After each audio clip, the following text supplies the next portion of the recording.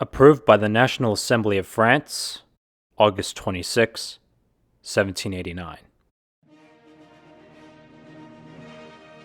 The representatives of the French people, organized as a National Assembly, believing that the ignorance, neglect, or contempt of the rights of man are the sole cause of the public calamities and of the corruption of governments, have determined to set forth in a solemn declaration of the natural, unalienable, and sacred rights of man, in order that this declaration, being constantly before all the members of the social body, shall remind them continually of their rights and duties, in order that the acts of the legislative power, as well as those of the executive power, may be compared at any moment with the objects and purposes of all political institutions, and may thus be more respected. And lastly, in order that the grievances of the citizens, based hereafter upon simple and incontestable principles, shall tend to the maintenance of the Constitution and redound to the happiness of all. Therefore, the National Assembly recognizes and proclaims, in the presence and under the auspices of the Supreme Being, the following rights of man and of the citizen. Men are born and remain free and equal in rights. Social distinctions may be found only upon the general good. The aim of all political association is the preservation of the natural and imprescriptible rights of man. These rights are liberty, property, security, and resistance to oppression. The principle of all sovereignty resides essentially in the nation. No body nor individual may exercise any authority which does not proceed directly from the nation.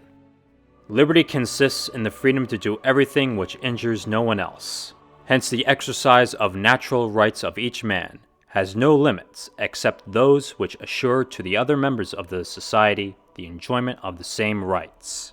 These limits can only be determined by law. Law can only prohibit such actions as are hurtful to society. Nothing may be prevented which is not forbidden by law, and no one may be forced to do anything not provided for by law. Law is the expression of the general will. Every citizen has a right to participate personally, or through his representative, in its foundation. It must be the same for all, whether it protects or punishes.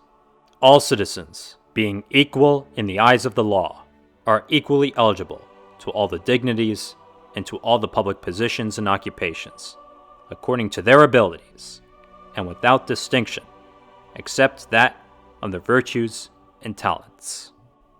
No person shall be accused, arrested, or imprisoned except in the cases and according to the forms prescribed by law.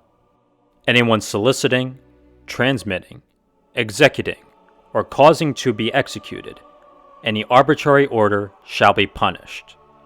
But any citizen summoned or arrested, in virtue of the law, shall submit without delay, as resistance constitutes an offense.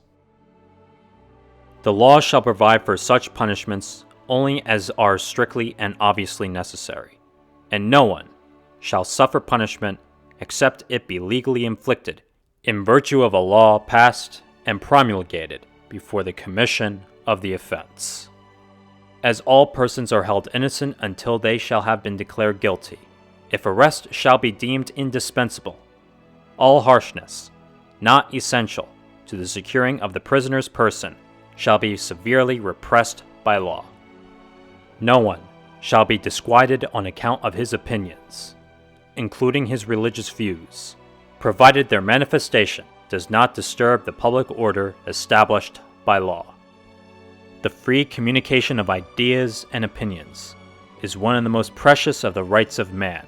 Every citizen may accordingly speak, write, and print with freedom, but shall be responsible for such abuses of this freedom as shall be defined by law. The security of the rights of man and of the citizen requires public military forces. These forces are, therefore, established for the good of all, and not for the personal advantage of those to whom they shall be entrusted. A common contribution is essential for the maintenance of the public forces and for the cost of administration. This should be equitably distributed among all the citizens in proportion to their means.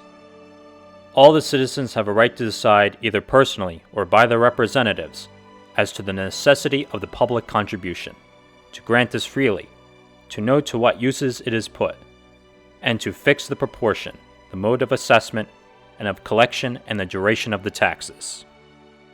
Society has a right to require of every public agent an account of his administration. A society in which the observance of the law is not assured, nor the separation of powers defined, has no constitution at all.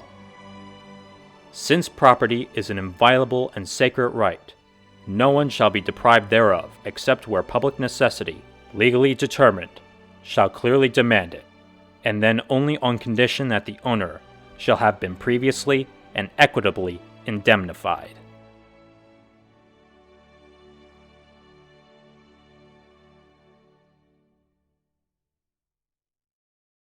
Drafted by Abbé Sieyès, Marquis de Lafayette.